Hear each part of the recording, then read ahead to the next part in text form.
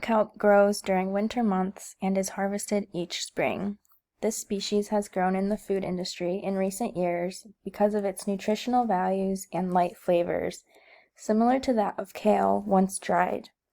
This video shows Anushka Concepcion working alongside producer DJ King to deploy kelp seed strings on his sugar kelp aquaculture site. DJ King used to be a full-time lobster fisherman, but has slowly had to change towards kelp farming since Hurricane Floyd in 1999. The hurricane flooded lands, which introduced chemicals into the ocean. Along with the warmer water temperatures that year, the health of the ocean started to decline and lobster fishing became more difficult.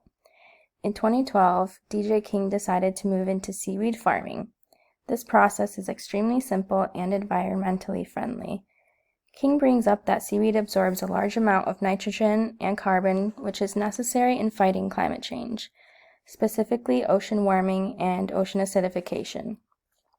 The process of farming kelp on longlines is very extensive, meaning it requires very little intervention from the farmers. The process begins with seeded strings wrapped around rope.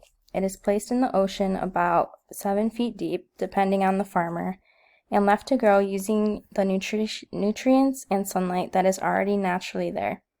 From implantation in the fall to winter, it can grow up to 15 feet long before harvested each spring.